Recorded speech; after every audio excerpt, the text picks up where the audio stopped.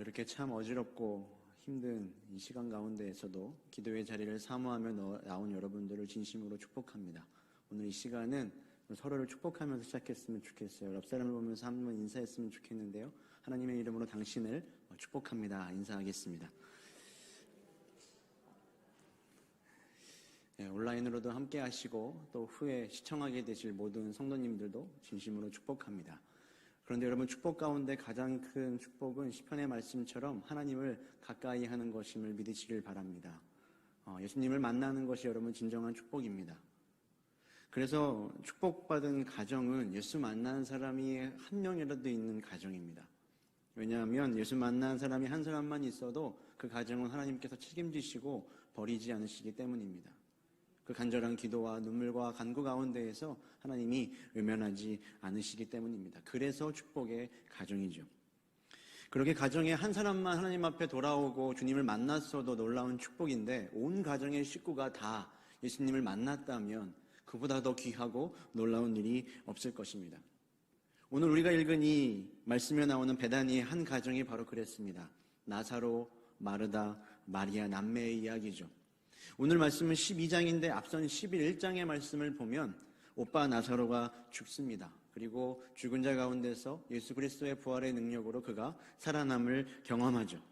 나는 부활이요 생명이니 하시는 예수님을 이 온 가정이 만나게 된 것입니다. 이보다 더 놀랍고 극적으로 우리 주님을 만날 수가 없지요. 그 예수님이 지금 베다니에 있는 이 세 남매의 집에 찾아오십니다. 1절이죠. 6월절 엿새 전에 예수께서 베다니에 이르시니 이곳은 예수께서 죽은 자 가운데서 살리신 나사로가 있는 곳이라. 예수님이 이 베다니에 있는 나사로의 집에 오시자 이어지는 2절의 말씀을 보면 지난주에 우리가 봤던 레위의 그 때와 동일한 단어와 장면이 펼쳐지게 됩니다. 거기서 예수를 위하여 잔치할세. 기억이 나시나요? 그럼 예수님 만난 사람의 특징이 뭐라고 했습니까? 예수를 위하여. 지금 이들이 예수를 위하여 잔치를 벌이고 있습니다. 언뜻 생각해보면 죽은 자 가운데서 나를 살려주신 예수님께 감사하고 감격해서 잔치를 벌이는 게 참 당연한 것처럼 생각이 되기도 하지만 그렇게 쉬운 장면은 아니에요. 왜 그런가 하면 이 11장 끝부분을 보면 바리새인들이 공회를 열어서 예수님을 이대로 두어서는 안 되겠다라고 말하며 죽이려고 모의를 합니다. 기회를 엿보는 거죠. 심지어는 12장에 넘어오면 나사로마저, 기적의 주인공인 나사로마저 죽이고자 모의를 하는 거예요. 그런 예수님, 그런 상황 가운데에서 내 목숨마저 위태로울 수 있는 상황인데도 불구하고 이들이 예수님을 맞이하고 예수님을 만나고 그 예수님을 위해 잔치를 베푼다는 것은 매우 대담한 행동이라는 거예요. 우리가 가끔 그 모습에 있어서 홀대하는, 일만 열심히 하는 것 같은 이 마르다, 그리고 지금 예수님 옆에 앉아만 있는 나사로도 그 모습이 결코 쉬운 결정이 아니라는 겁니다. 정말로 예수님을 만나 그들의 삶이 담대해지고 급진적으로 변한 사람들인 거죠. 나를 믿는 자는 죽어도 살겠고 살아서 나를 믿는 자는 영원히 죽지 아니하리니 라는 이 말씀을 믿은 사람들입니다. 여러분, 예수님 만난 사람들은 담대해집니다. 할 수 없었던 것들을 할 수 있게 되죠. 복음을 전할 수 없던 사람에게 복음을 전할 수 있게 되고, 거부할 수 없던 유혹을, 거부할 수 없던 유혹을 뿌리치게 되고, 내가 절대 명령에 순종할 수 없었던 것들을 기쁨으로 순종할 수 있는 그 힘, 예수를 만나는 데서 오는 것입니다. 여러분, 예수님 만나 담대해지시길 바랍니다. 그런데 오늘 성경은요, 이 가정의 사람들 중에서 유독 한 사람, 마리아의 행동만을 자세하게 기록을 하고 있습니다. 그 이유가 무엇일까 생각을 해보면, 이 세 남매가 모두 죽음을, 그리고 고립의 위험을 무릅쓰고 담대할 수 있었던 그 이유를 마리아의 모습이 가르쳐주고 있기 때문이에요. 오늘 우리 3절의 말씀인데 같이 한번 읽어보도록 하겠습니다. 3절입니다. 마리아는 지극히 비싼 향유 곧 순전한 나드 한 근을 가져다가 예수의 발에 붓고 자기 머리털로 그의 발을 닦으니 향유 냄새가 집에 가득하더라. 아멘. 참 아름다운 장면의 이야기죠. 지금 이 마리아가 자신의 비싼 향유 순전한 나드 한 근을 가져다가 예수님의 발에다가 붓고 자기의 머리털로 닦고 있습니다. 이 가룟 유다의 계산에 따르면 300데나리온, 즉 한 노동자의 1년의 연봉에 해당하는 그 향유를 일순간에 예수님 발 앞에 쏟아 부은 겁니다. 우리가 이 모습을 보면서 유다와 같은 합리적인 생각을 할 때가 많아요. 야, 향유를 붓는 그 마리아의 행동 참 엄청난 헌신이다. 하나님께 저렇게 바칠 수 있나? 저렇게까지 유별나게 행동할 필요가 있나? 저렇게 유별나게 믿을 필요가 있나? 왜 자신을 돌보지 않고, 왜 즐기지 않고 하나님 앞에 저 시간과 열정과 젊음을 바치는 거지? 이해하지 못하는 경우들이 있죠. 우리가 스스로를 바라보며 자제하게 만들고 나를 자위하는 말이기도 하고, 특별하게 하나님을 섬긴다고 하는 사람들을 바라보며 저 사람은 참 세상 물정 모르는 사람이야 한심하게 생각하는 말이기도 합니다. 그런데 왜 마리아는 이렇게 행동을 했을까? 아니, 왜 마리아는 이렇게 행동할 수밖에 없었을까요? 이 오늘 본문과 같은 말씀을 담고 있는 마가복음 14장의 말씀을 보면 이 같은 표현을 좀 다르게 하고 있습니다. 이 여인이 그 옥합을 깨뜨려서 향유를 부었다라고 적고 있어요. 여러분 한번 생각을 해보시면 이 향유를 깨뜨리지 않고 열어서 조금 붓고 예수님 발 닦아드릴 수 있지 않을까요? 그런데 굳이 이 여인은 이 옥합을 깨뜨리고 있습니다. 열어서 사용했다가 닫고 둘 수도 있는데 왜 마리아는 이것을 완전히 깨뜨려야만 했는가? 여기에 오늘 주시는 말씀의 메시지가 있어요. 지난주에 우리가 담임 목사님을 통해 들었던 것처럼 여러분, 사랑은 받아본 사람만이 사랑할 수 있습니다. 헌신도 받아본 사람이 헌신할 수 있죠. 귀한 것들을 깨뜨림 당해본 사람만이 깨뜨릴 수 있는 겁니다. 마리아는 지금 향유 옥합보다 더 귀한 향유와 큰 사랑을 알고 있죠. 앞선 1절의 말씀에서 지금 장면은요, 6월절 엿새 전입니다. 앞으로 일주일도 되기 전에 예수님은 십자가에 달려 돌아가신다는 거예요. 우리의 예수님, 그 희생과 그 고난과 그 사랑을 우리는 너무 가볍게 여길 때가 많으나 예수님은 결코 십자가에 달려 죽으실 분이 아니었습니다. 오직 나 같은 사람 때문에, 그리고 오늘 이 말씀의 마리아 때문에 그 십자가의 길을 가신 거죠. 그리고 오늘 이 깨어진 향유 옥합처럼 당신의 삶과 생명을 십자가 위에서 깨뜨리셨습니다. 그래서 오늘 이 본문 가운데 나오는 진정한 향유 옥합은 바로 우리 주님이신 거예요.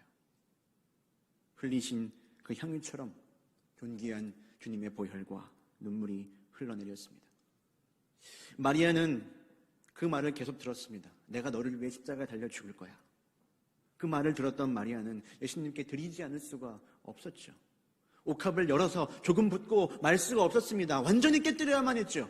아니, 여러분, 마리아는 사실 드리지 않았습니다. 다 받은 것뿐이었거든요. 나 같은 사람을 위해 베푸신 놀라운 사랑을 받았기 때문에 마리아는 조금도 내가 드리고 있다라는 생각을 하지 않았습니다. 그래서 말씀을 보시면 마리아가 향유를 붓고 예수님 발을 씻겨드릴 때 주변 모든 사람들의 조롱과 질책에도 불구하고 그녀는 눈물만 흘릴 뿐 아무 말도 하지 않아요. 그가 뭐라고 말하든, 그가 뭐라고 평가하든, 그가 뭐라고 계산하든 나는 받은 것뿐이기에 말할 수가 없는 것이죠. 사랑하는 여러분, 그동안 우리 모두는 하나님께 뭐라도 드린 것이 있는 사람을 하고 생각했던 모습들을 고백하지 않을 수가 없어요. 심지어는 오늘 유다처럼 예수님께 인색하기도 했어요. 내가 이렇게까지 예수님께 해야 하나? 인색하며 계산할 때도 많았죠. 하지만 여러분, 우리는 모두 주님께 무엇인가를 드린 사람이 결코 아닙니다. 우리는 다 받은 사람이죠. 받은 것만 있는 사람입니다. 그래서 저는 예수님을 진정으로 만날 때, 그리고 다시 그분 앞에 서게 될 때요, 그분 앞에 받은 것밖에 생각이 나지 않아서 울 것 같아요. 예수님, 왜 나에게 그렇게 안 해주셨죠? 예수님, 왜 내가 그렇게 기도를 많이 했는데 왜 내가 구한 것 주지 않으셨죠? 예수님, 제가 왜 그렇게 억울한 일을 당해야 하죠? 그런 말이 나올까요? 아니죠. 받은 것만 떠올라서. 그런데 나는 주님께 해드린 게 아무것도 없어서 참 부끄럽고 죄송해서 눈물만 날 것 같습니다. 그래서 이제 그 사랑을 받은 나도 향유옥합처럼 나의 삶을 깨뜨려 주님께 오롯이 드리는 거예요. 바울의 고백이죠. 내가 나를 전제와 같이 드릴지라도, 하나님 앞에 제물이 될지라도 기뻐하고 기뻐하리니, 그런 삶을 살아가게 되는 것입니다. 여러분, 예수님 만나셨습니까? 그 사랑 알고 계신가요? 그렇다면 여러분 주변에 다른 미지근하게 하나님 따라가는 사람들의 그 기준에 여러분들 맞출 필요 없습니다. 누구의 이해가 우리에게 필요합니까? 어떤 합리성에 따라서 우리가 행동해야 하죠? 어떤 계산에 우리의 삶이 부합해야 됩니까? 누구도 이 마리아의 거룩한 낭비를 이해해 주지 않았습니다. 마리아도 이해를 구하지 않았어요. 누구의 인정도 구하지 않았습니다. 왜? 깨뜨린 옥합에 그 은혜를 경험해 본 사람은 알거든요. 말로는 다 설명할 수 없다는 걸요. 내가 받지 않은 것이 아무것도 없다는 사실을 말해요. 내가 받은 것이 없구나. 여러분, 이 은혜가 있어야 합니다. 내가 받지 않은 것이 없구나. 오늘 이 시간 주님을 만남으로 인하여서 이 놀라운 은혜를 깨닫는 은혜가 우리 모두에게 있기를 간절히 축원합니다. 우리 오늘 이 말씀 담은 찬양이죠. 내게 있는 향유옥합. 여러분, 이 찬양 보시면요, 후렴 부분이 다 우리 예수님의 그 발자취를 담아 놓았어요. 나를 위해 험한 산길을 오르신 예수, 그 발 흘린 피로 나의 죄를 대속하셨네. 우리 함께 찬양하겠습니다. 내게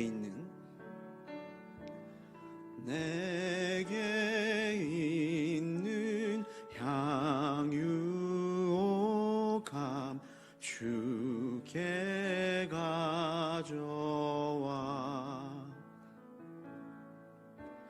그 발 위에 입 맞추고 깨뜨림. 여러분, 오늘 말씀을 생각하시면서 다시 한번 내게 있는 향유옥합 찬양합니다. 내게 있는 향유옥합 주께 가져와 그 발 위에 입 맞추고 깨뜨립니다. 나를 위해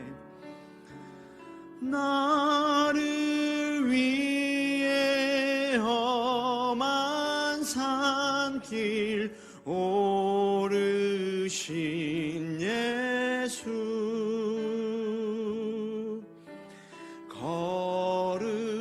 걸음마다 크신 사랑 새겨놓았네. 우리 한 번 더 고백하겠습니다. 내게 있는 향유옥합, 내게 있는 향유옥합 주께 가져와 아멘. 그 발 위에 입 맞추고 깨뜨립니다. 나를 위해 십자가에 오르신, 나를 위해 십자가에 오르신 그 발 흘린 피로 나의 죄를 대속하셨네.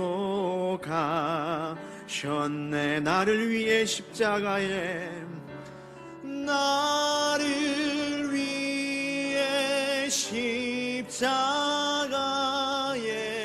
오르신 그 발 흘린 피로 나의 죄를 대속하셨네.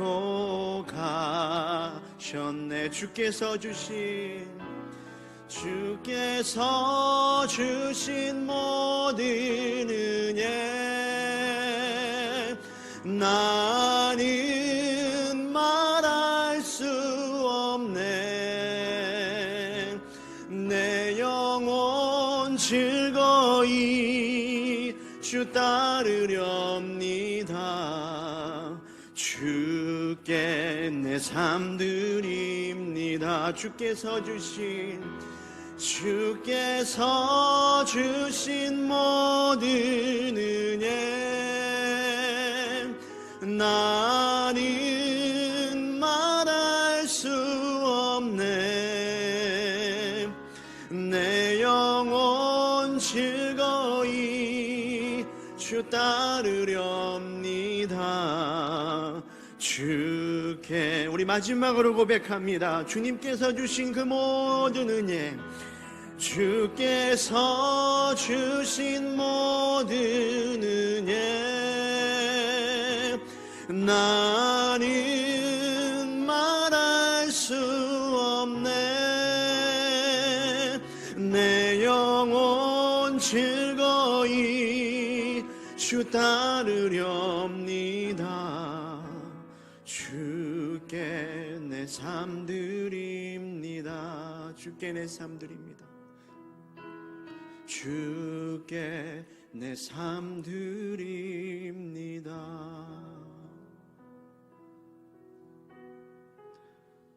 하나님, 받은 것밖에 없는 저희가 무슨 말을 할 수 있겠습니까? 주님은 나를 위하여 그 귀한 생명을 깨뜨리심일까지 우리를 사랑하셔서 그 길을 가셨는데, 저희는 늘 계산하고 하나님 앞에 인색하였던 그 모습들을 떠올리니 너무나 부끄럽기가 그지 없습니다.